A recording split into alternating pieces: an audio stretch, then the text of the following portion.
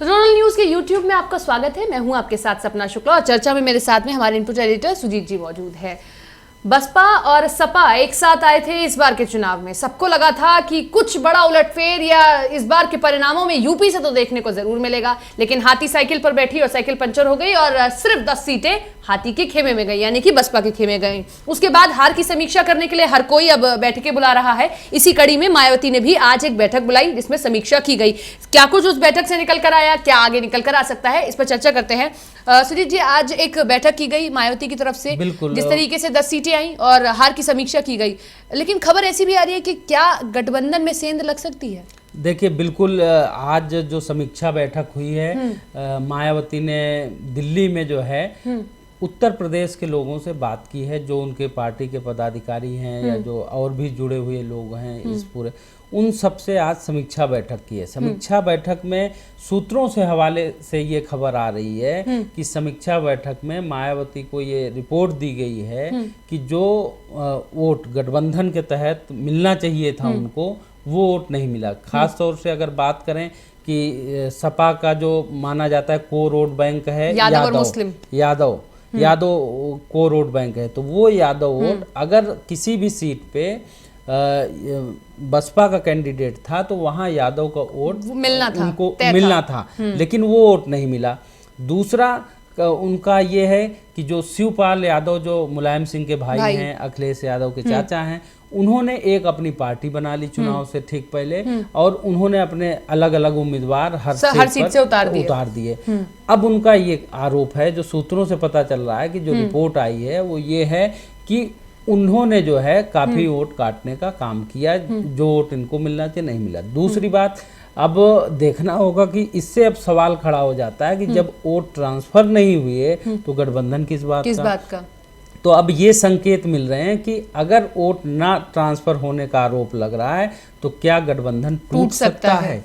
तो अभी तक माना जा रहा था कि बहुत मिल के चलेंगे। अखिलेश यादव ने ये भी कहा था कि हम एक कदम पीछे खींच लेंगे, मायावती और कोशिश भी की थी। लेकिन अब लग रहा है कि ये मामला विधानसभा चुनाव क्योंकि अब होंगे 2022 में, तो 2022 से पहले हो सकता है कि मायावती अपना नया समीकरण देखें। उसकी वजह सबसे बड़ी ये है कि कहीं ना कहीं इस लोकसभा चुनाव में गठबंधन में वो आरोप जरूर लगा रहे हैं कि यादवों का वोट नहीं मिला, लेकिन पिछली बार आपने देखा होगा कि एक भी सीट शून्य था। इस बार वो 10 सीटें जीते, उसमें एक जुड़ गया है, हाँ बिल्कुल, एक और शून्य हो गया है, 10 सीटें। अब सपा की स्थिति आप देखेंगे, सपा पिछली बार 6 सीटें, इस बार घट के 5 हो गए। तो अब ये कह सकते हैं कि गठबंधन से तो सपा को ही नुकसान हुआ है। उन्होंने सोचा था दलित का वोट मिलेगा, माना जाता है। कहीं ना कहीं उनके खेमे में भी यही चर्चा है, उनके जो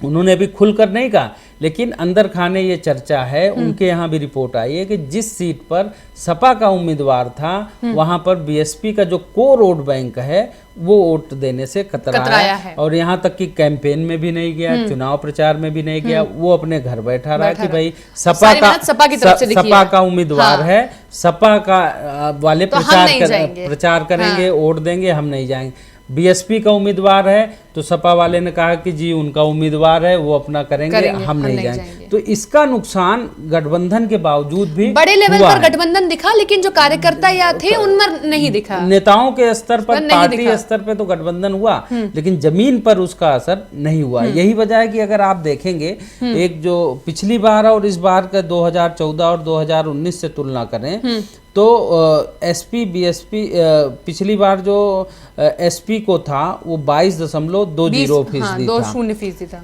अब अगर देखेंगे इस बार जो है सपा को 17.96% वोट मिला, तो करीब 4-5% का इनको नुकसान है। इसी तरह बीएसपी को देखेंगे 19.60 था पिछली बार, इस बार उनको 19.26%, मतलब बहुत मामूली सा इनको कम, और जो दिख भी रहा है सीटों में दिख रहा है। बिल्कुल, लेकिन सीटें इस बार 10 इन्होंने जीती। अब ये कहा जा रहा, और आरएलडी के साथ गठबंधन था, आरएलडी को तो 3 सीटें थी, एक भी सीट नहीं जीत पाए, मतलब बहुत बड़ा नुकसान हुआ, बड़ा नुकसान हुआ आरएलडी को भी। हालांकि पिछली बार भी आरएलडी नहीं जीती थी और इस बार भी नहीं जीती। और कांग्रेस की स्थिति देखें तो इस बार 6.31% मिला है, इनको भी नुकसान हुआ। पिछली बार कांग्रेस को 7.50% मिले थे।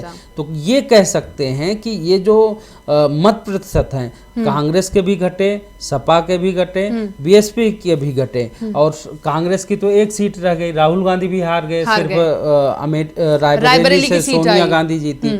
तो सबकी सीटें भी घटी, वोट प्रतिशत भी घटा, लेकिन फायदा सिर्फ बीएसपी को हुआ, क्योंकि जब सीटों का बंटवारा हुआ था तभी कहा गया था कि मायावती ने ऐसी सीटें ली हैं जहां पर ज्यादा संभावना है कि उम्मीदवार जीत जाए। यानी कि कुल मिलाकर कहा जाए तो इस गठबंधन से साइकिल पंचर हुई, लेकिन हाथी चल पड़ा, थोड़ा सा चल पड़ा है। और यही वजह है कि 2022 में जो विधानसभा का चुनाव है उसको देखते हुए, क्योंकि अलग भी हो सकती है, मायावती को अब लग रहा है कि वो फिर से वापसी कर रही है, जान आ सकती है, तो वो अकेले भी चुनाव लड़ने की हिम्मत जुटा सकती हैं। और दूसरी बात एक अब बड़ी आ रही है कि अगर जो है अलग चुनाव लड़ेंगे तो देखना होगा कि किसका क्या वोट बैंक बनेगा, क्योंकि मायावती लगातार कोशिश कर रहे हैं। अभी उन्होंने आपने देखी होगी खबर की, जो नगीना के एमपी हैं, बीएसपी से जो जीते हैं, वो 1991 से बीएसपी के साथ रहे, तमाम पदों पर रहे, मायावती के बहुत करीबी मान,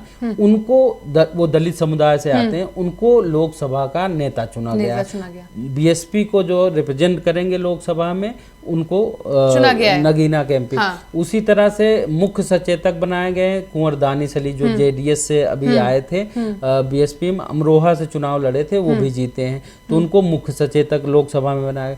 जो जौनपुर से जीत कर आए हैं उनको जो है बीएसपी के उम्मीदवार हैं, वो यादव समुदाय से आते हैं, उनको जो है पार्टी ने डिप्टी उपनेता बनाया है, मतलब बड़े-बड़े लोकसभा में उपनेता बनाया। तो अगर इनके जातिगत समीकरण को देखेंगे तो दलित, बैकवर्ड और मुस्लिम, इनको मायावती ने एक बार फिर से अपने साथ लाने की कोशिश कर रहे हैं। यही कॉम्बिनेशन उन्होंने लोकसभा चुनाव में भी दिया था, यही कॉम्बिनेशन अब फिर से बैठाने की कोशिश कर रही है, क्योंकि बहुत लंबे अरसे से लोकसभा में जो इनके पिछली बार तो थे नहीं, इसके पहले जो जीत के आए उनके पार्टी के ज्यादातर 30 से भी ज्यादा सांसद एक बार जीत के आए थे, तो कभी भी उन्होंने दलित को जो है नेता सदन नहीं बनाया था। तो अब जो है नेता सदन का नेता जो है जिस तरीके से दलित समुदाय के सांसद को बनाया, उससे लगता है कि दलित, बैकवर्ड और मुस्लिम को एक बार फिर से वो